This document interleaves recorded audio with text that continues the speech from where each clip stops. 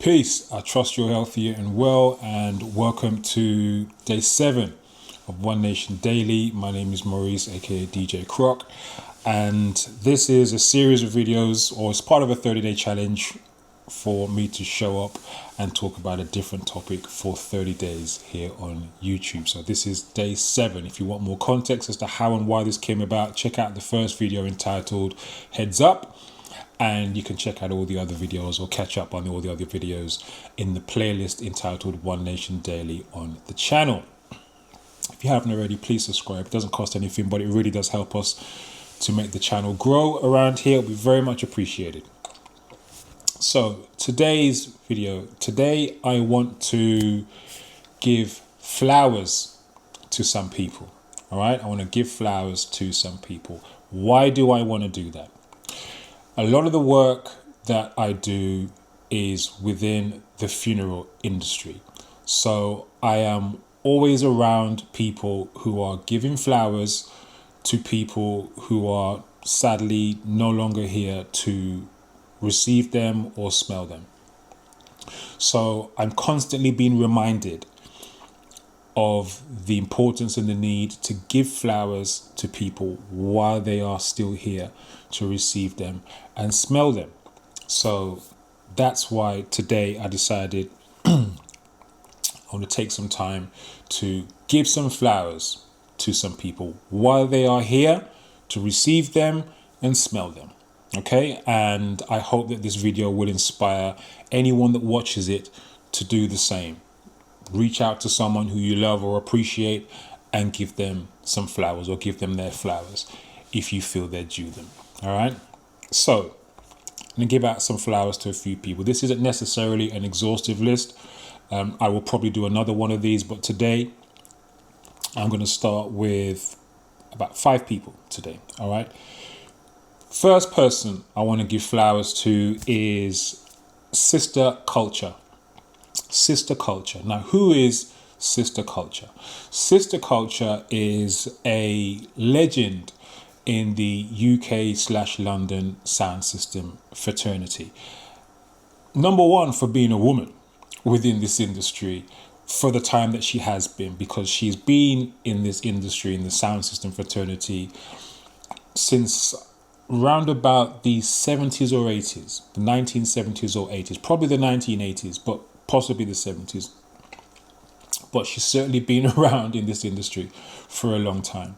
And for a woman to, in particular, to be making her mark in this industry, which is so overwhelmingly still male dominated, and for her to be doing it from those days is kind of a testament to the impact that she's had on the industry, and a testimony to her own legacy and longevity in this area. All right, so she's been doing this for a while, despite the fact that there not being very many women in the sound system industry. As the first thing, she is also the person who lit that spark, who first lit that spark within me and got me switched on to sound system and DJing. She was the person that lit that fire in me initially when I experienced how she operated a sound. My initial experience of her operating a sound and chatting on the mic. She did her own lyrics, as she was an MC as well, did her own lyrics, and the way the tunes, the selection that she played, and the way she just controlled a whole sound system situation like that just lit a fire in me the very first time I experienced it. And, you know, many creatives and successful people, talented people, many of them will have a story about the very first time they saw or experienced the person who turned them on to whatever it was they wanted to do. So rappers, singers will always be like, yeah, I remember the very first time I heard such and such on the mic, or the very first time I heard such and such sing. It just was like a lightning bolt moment, and I knew from then this was what I wanted to do. Or the first time I saw such and such doing whatever sport they do or whatever. I knew that's what I wanted to do. Well, for me, sister culture was that one for me when it comes to my involvement in sound system and music. When I experienced her and how she operated a sound system, man, that lit something in me instantly. And right then, from whatever young age I was, probably even single digits in my age, but I knew then, this is, I want this. I want this. And so she was the person that really flicked that switch within me and created that initial spark within me with regards to sound system and DJing. Not only that, she was the first person to recognize my passion for music. And not only that, she recognized it, but she nurtured it. She took me under her wing. She was the first person to take me under her wing and indulge that passion and give me my first tutelage in music and in sound system and in the equipment and all of that. She was the first person to really take me under her wing and do that and nurture that passion that she had started in me.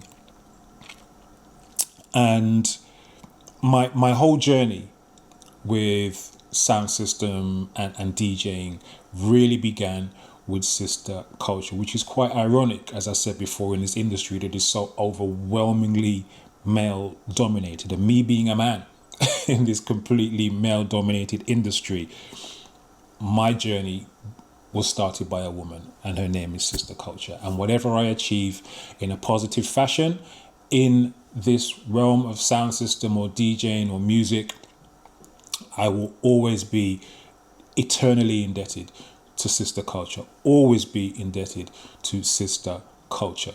So thank you, sister culture, for lighting that spark in me and for nurturing that passion that you started within me. Whatever I achieve positively in this, I owe in some part to you. So thank you, sister culture.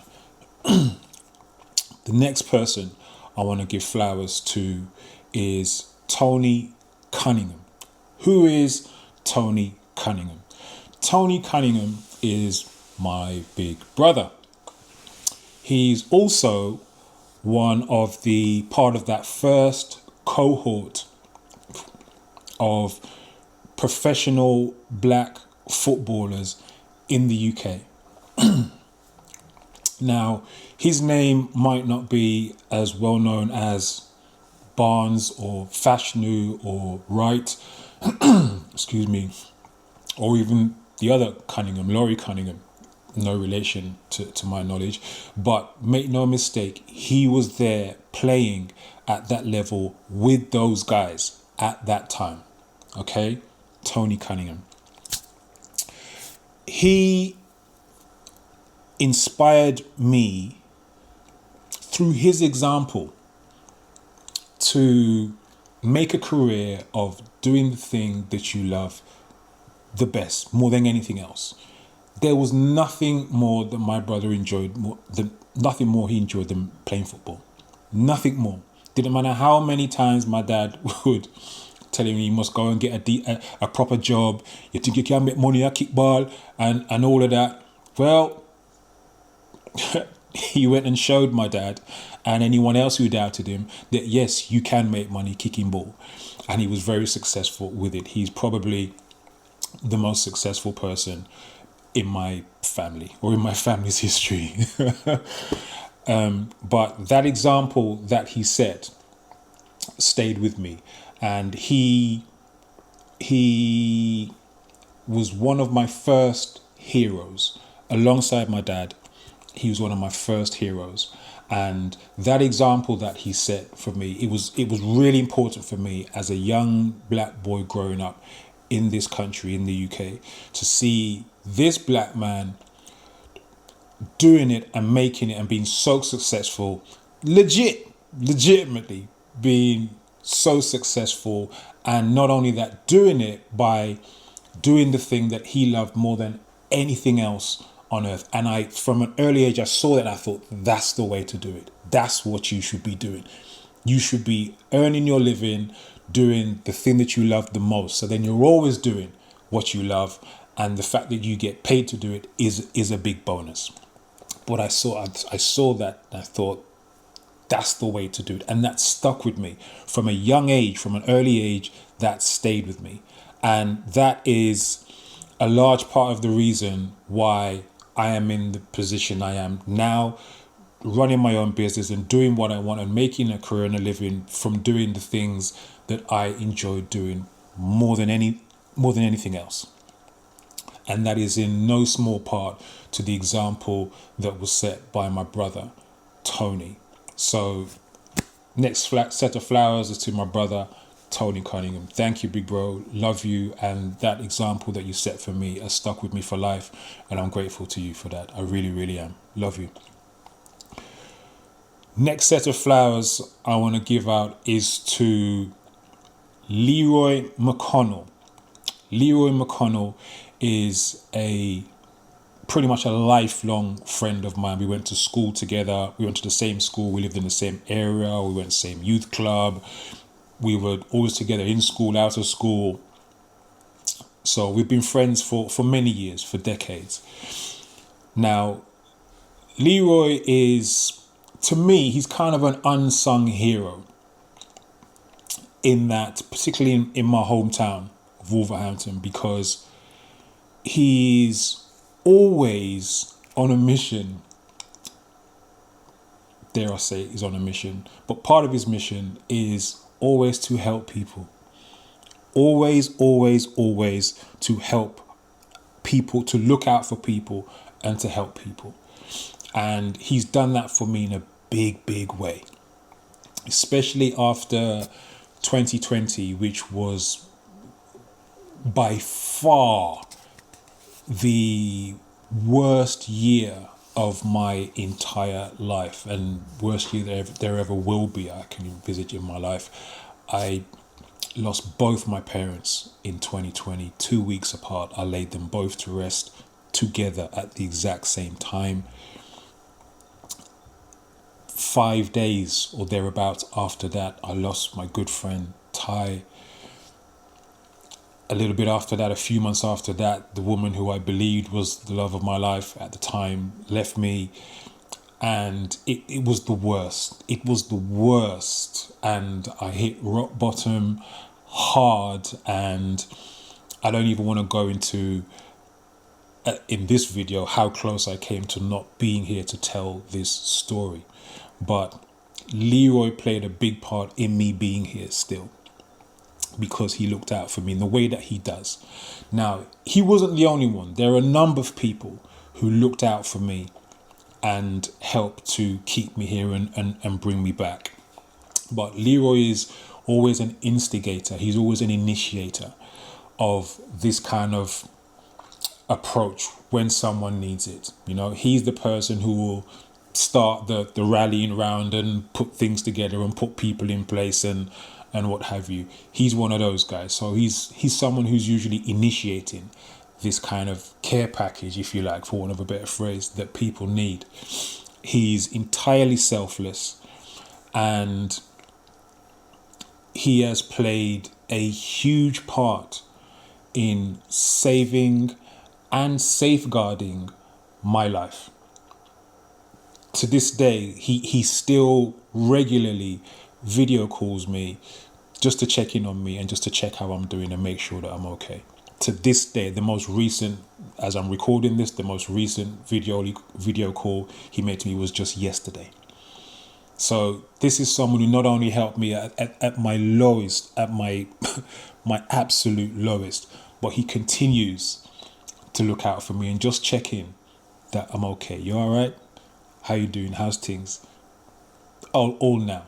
So I want to give major flowers to my good longtime friend Leroy McConnell for all he's done to, as I said, save and safeguard my life. Bro, I love you. Thank you. Next flowers I want to give is to Shorty Blitz. DJ Shorty Blitz. Now, for those of you who recognize that name, the name Shorty Blitz, I want you to just take a moment and recall or reflect on a memory or memories that this man has afforded us in our life when he's been DJing parties, clubs, doing the radio, live stream, whatever. And just appreciate for the moment the wonderful, wonderful memories that man has created for us and given us for life by nicing up dances, clubs and parties all over the world. All over the world. This man has given decades of himself to music, especially hip hop, especially here in the UK. Though I say especially here in the UK, I don't want you to, if you don't know the name Shorty Blitz, don't get it twisted. He's not local unless you count the world as being local. Some of the biggest names in hip hop and DJing across this world know his name because he's that guy, if you're not sure. So he's given years of service to this business, to music, to hip hop in particular, particularly to radio, particularly all of his years of service on Kiss.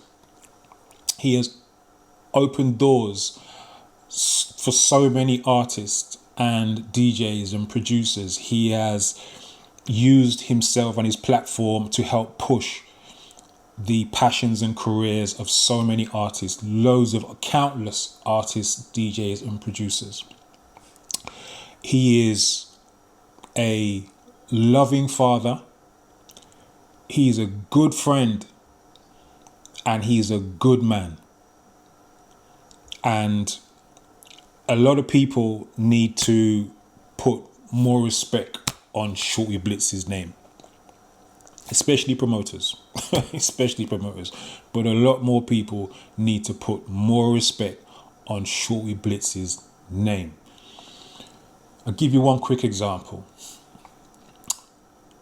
I was at the Busta Rhymes show at Crystal Palace. I believe that was last year, 2025, I believe, if memory serves me right. But Busta Rhymes show at Crystal Palace, I was there. And the other DJs who played on the main stage, who DJed on the main stage, had their name up in lights and they had microphones to talk to people, or they had other people on the mics for them and they were center stage so everyone could see them. They got the full treatment that they're supposed to get. Shorty Blitz, however, did not have his name up in lights, did not have someone on the mic with him, wasn't even allowed, given his own mic so he could speak for himself, and wasn't center stage. He was tucked off on the side of the stage where no one could see him.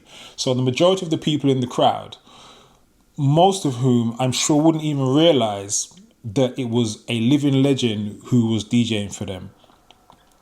And Shorty Blitz was by far the best DJ on that stage by a huge stretch, and yet he wasn't afforded that same treatment and respect that the other DJs were. So this is the kind of thing I'm talking about when I say more people need to put more respect on Shorty Blitz's name. Do you know who this man is?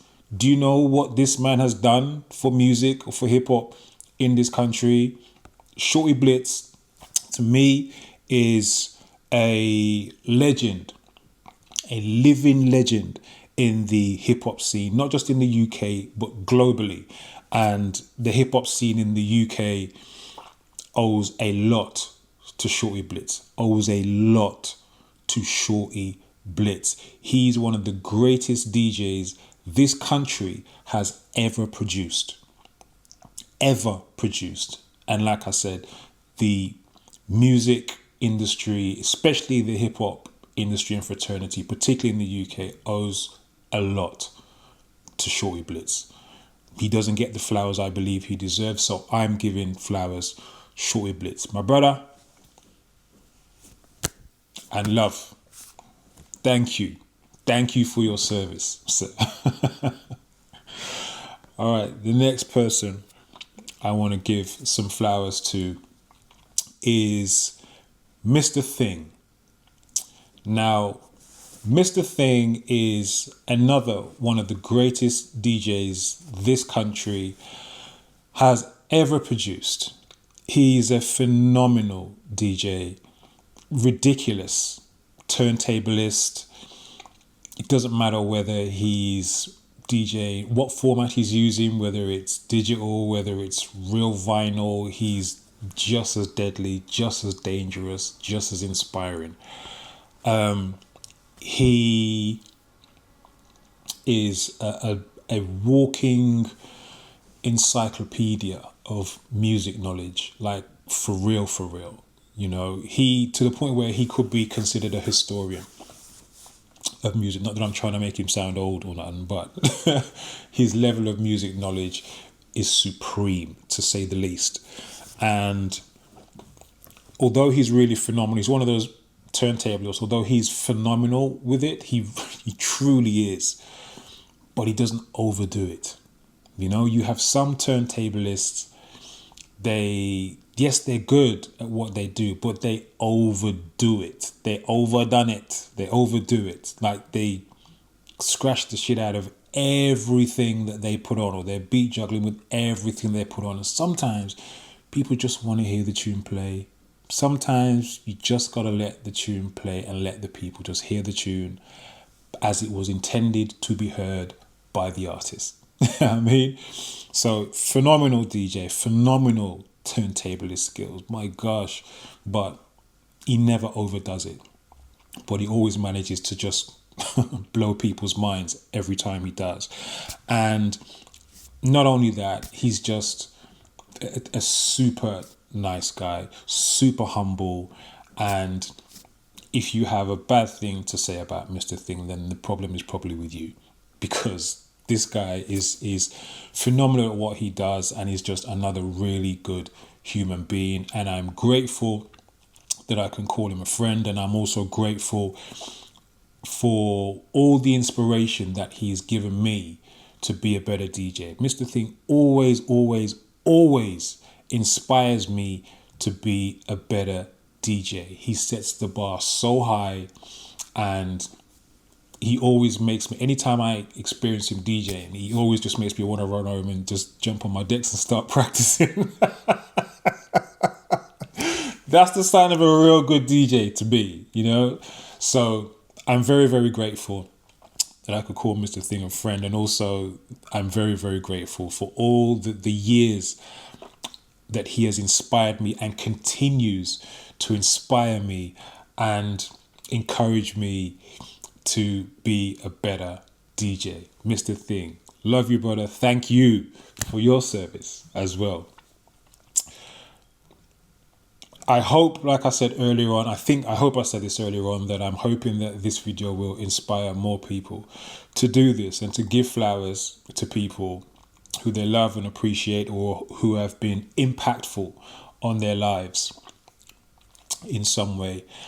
And give those flowers while those people are here to receive them and to smell them. Doesn't mean you got to do a YouTube video like this. You know, you can do it in however way you want. You can, I don't know, call someone. You can send a text message or a WhatsApp. You can, I don't know, write a poem, write a song, write 16 bars, send someone a song. You know, I don't know. You pick whatever way works for you. Whatever way works for you. But the point is, let's stop waiting until people are no longer here to give them flowers. Let's give people the flowers while they are here to receive them and smell them. All right? I hope this video will inspire somebody to do that, and do it now, because, you know, tomorrow is not promised to any of us. So do it now. That is it for now. And this is not an exhaustive I think that's the word I'm looking for, list. I will be back with more of these. And some of you might say that actually I could just give these flowers to the people directly. And you're right, I could call them up right now and say all of this.